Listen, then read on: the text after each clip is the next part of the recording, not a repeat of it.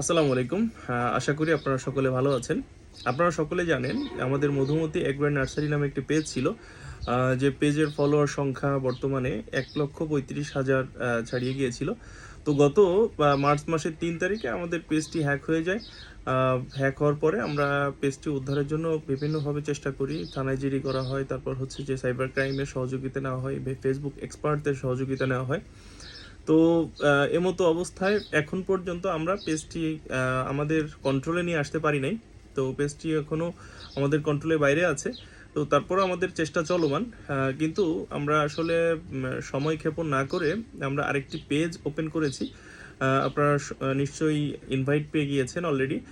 পেজটির নাম হচ্ছে Madhumati agro and nursery official. হ্যাঁ, তো এটি আমাদের অফিসিয়াল পেজ বর্তমানে। তো আপনারা এই পেজে ফলো দিয়ে এটার যে আমরা যে বিষয়গুলো আপনাদের উপস্থাপন করতাম সেটা হচ্ছে কৃষির আধুনিক কৃষির যে বিষয়বস্তুগুলো সেটা সংক্ষেপে আপনাদের সাথে শেয়ার করার চেষ্টা করতাম। আমরা আসলে কোনো কোম্পানি বা কোনো ব্যক্তিকে কখনো কেন্দ্র করে বা হচ্ছে যে আঘাত করে কথা বলতাম না। তো আমাদের শত্রু আসলে কারা সেটা আমরাও জানি না, যে শত্রুতা করে আমাদের পেজটি তারা নষ্ট করেছে। তো আসলে মূল বিষয়টা হচ্ছে যে আমার যে ভিতরে যেটা আছে, হ্যাঁ, এটা তো তারা আমার নিতে পারে না, একটা পেজ নিয়েছে। তো আরেকটি পেজ দাঁড় করাতে আসলে একটু কষ্ট হলেও এটি সময় লাগবে না খুব বেশি। তো আপনারা যদি আমাদের সাথে থাকেন, যেহেতু আমার কোনো স্ক্রিপ্ট লেখা লাগে না, আমি আমার স্ক্রিপ্ট রাইটার, আমি আমার মানে কি বলবো, ক্যামেরাম্যান, আমি আমার এডিটর।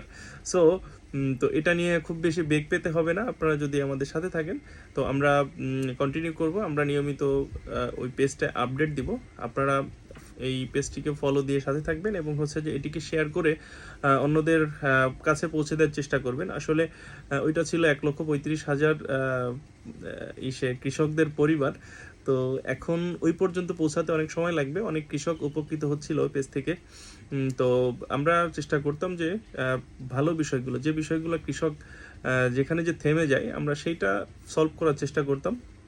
তো আরেকটা বিষয় হচ্ছে যে আমাদের পেজে অনেকে বা আমাদের আইডিতে অনেকে বিভিন্ন ধরনের কমেন্টস করেন বা আমাদের এসএমএস করেন, আমরা এগুলা নিয়মিত আপনাদের রিপ্লাই দিতে পারি না।